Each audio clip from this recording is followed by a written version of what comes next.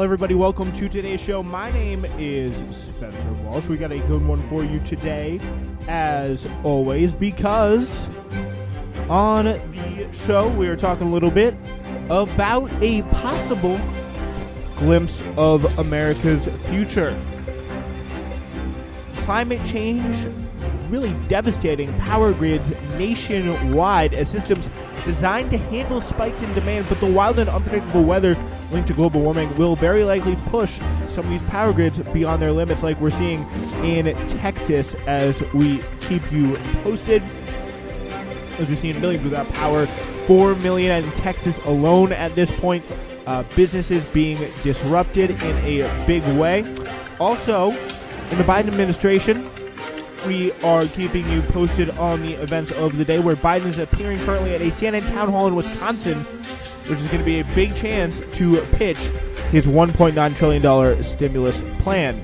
And also GOP feuding news, McConnell and Trump going after each other after Trump finally strikes back in a 2-page statement that kind of trashes McConnell. And to top it all off today, we will talk a little bit about the vaccine and how we are now getting close to 2 million doses per day, 13.5 million doses per week.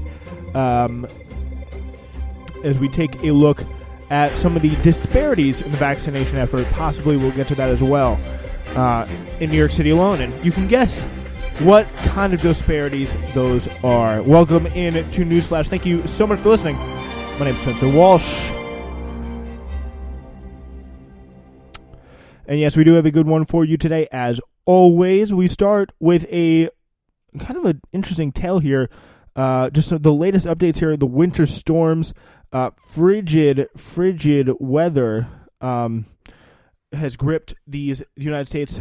Really, because there has kind of been a little bit of a weird mocking, just this incredibly stupid thing that some people in kind of liberal circles have been doing, which is, oh, these losers in Texas, they got a storm. Oh my gosh, we get so much big storms here in the Northeast, where like coastal elites, and oh, stupid Texas, they can't even handle a little bit of snow. They're so uncivilized. Which, by the way, is also the same exact thing that a bunch of conservatives did as the California pretty much burned down. I mean, that either way, they're not cool situations. What they are is signs of a country that is falling apart, in a world more broadly that is falling apart and can't really offer guaranteed electricity to its own citizens. It's not a product of just one like crappy Democrat in Gavin Newsom and one crappy Democrat in a Republican in Governor Greg Abbott. These are all incredibly I mean, it sounds a little bit kind of pat to say this, but they are in large part examples of a broader problem. That is the fundamental rot that we see. I mean, there's been tales of how in Texas they weren't buying. I mean, it looks like, and there's just so many people who are also, by the way, just trying to completely manipulate the story. But really, what it looks like to me is Texas did not spend enough on infrastructure to buy, I think, like a certain modulator that would keep the windmills running, and also being Texas, there's probably like a very small part of their power grid, their total sources of power. Maybe in some of the liberal cities that this would be true. But, I mean, you got to imagine being the fact that it's Texas, a lot of their power comes from oil. And the gas companies have completely, like, made it, they've seen oil, like, freeze up. They've seen the pipes freeze up. They've seen, like, just insane amount of just stagnation from infrastructure that is kept poor, either through lack of government investing, lack of government like kind of caring about the things that like these kind of things can happen, just making sure that our systems of delivering electricity to people are like structurally sound, and not just being like, oh, we don't need that, it's never going to get cold, Or it's also the climate or the fossil fuel companies not doing a good job, having kind of like poor, outdated technology. That's also a factor. But what's also a factor is the fact that our world is going off the deep end with climate. We're seeing all these kind of extreme weather changes, just a completely mild end of December, and then we just this record cold snap. I believe it was like in 260 places there's records set to be broken based on how cold it is. Like, it is an absolutely insane situation all the way. And it's snow, it's ice. and I think it's even coming here tomorrow. Today was beautiful. I'm really not looking forward to some of what we're going to see in the future if this is kind of continues. But the weather is just a complete symptom of the fact that our country is just falling into just complete and utter decay here. There is no heat from millions of places unaccustomed to frigid weather here. Reporting it from the New York Times on this, millions of people remain without power on Tuesday, and we're anticipating another cold, dark night in the wake of the deadly winter storm that bulldozed its way across southern and central parts of the United States this week, in places where such a perilously frigid conditions tend to arrive just once in a generation. By late afternoon Tuesday, the storm was moving into eastern Canada, but left the damage it left behind was severe. Temperatures across the middle of the country had plummeted to lows not felt in a century or more, with measures of -14 in Oklahoma City and -20 in Fayetteville, Arkansas. -14 in Oklahoma City! Like, that is insanity! Oklahoma City! Like, that's supposed to be one of the most dry, warm, like, awful places in terms of just the heat. Is what you normally expect. -14 in Oklahoma City and -20 in Fayetteville, Arkansas.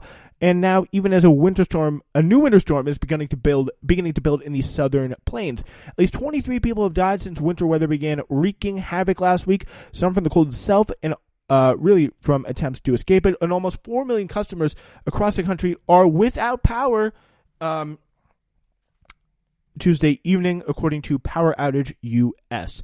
So more than 3.5 million of those outages were in Texas, where many people have been without power for days. State leaders, including Greg Abbott, and by the way, these are in freezing temperatures. Temperatures below zero are pretty much all the way through Texas. It is like the only places where it is above freezing right now consistently is the south of California. Like, you got San Francisco actually, it's kind of in the north as well. You got just the kind of left coast, the west coast of California. But pretty much the entire coast of California actually is above 32. And then you got Florida, obviously above 32. And then some places in the Mid-Atlantic. Like, everywhere else is completely, like, the entire center of the country is just getting a cool, like, stiff temperatures below zero, absolutely freezing. Chicago's being dumped on all over the place here, but really the power has been so devastating to lose in places like Texas, where people are just have no heating, no electricity in these freezing temperatures. It is very, very bad, and just again a sign of things. Our society is completely falling apart. Not only the fact that it's just not normal, that it is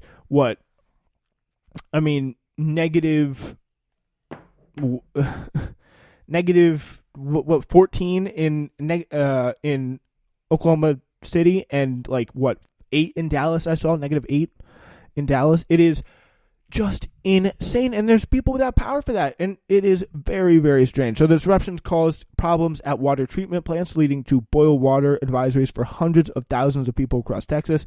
From Fort Worth down to the Rio Grande Valley, some customers lost water altogether, forced to flush their toilets with melting snow.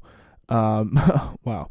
By early Tuesday afternoon, the Southwest Power Pool, which manages the electrical grid across 17 central and western states, had stopped ordering controlled rolling cutoffs of the power service to customers as the energy supply began meeting the extreme demand, a spokesman said. So the storm also severely disrupted the distribution of the coronavirus vaccine, forcing vaccination sites to close across the South and hampering the shipment of doses. The brutal cold in the middle of the country seemed to defy a trend of even milder winters, but the frigid temperatures in Texas could be a consequence of global warming, as there is research suggesting that the Arctic warming is weakening the jet stream and the high-level air current that circles the northern latitudes and, again, usually holds back that frigid polar vortex. The polar vortex is kind of the stream of air that kind of runs across the top of the country and occasionally dips down to Minnesota, Wisconsin. But if it really dips down this low, that is when we see these polar temperatures begin to come through, and that is when we see just an absolutely insane and apocalyptic drop in temperatures. And again, keep in mind, this is all in the middle of a pandemic. It is awful, awful, awful, and complete sign again of our country falling apart. Yeah, let's see how our president is doing at the moment. Joe Biden, he is going through the town hall process. He took the stage Tuesday night at a CNN town hall event in Wisconsin, a state he won by less than 1 percentage point in November.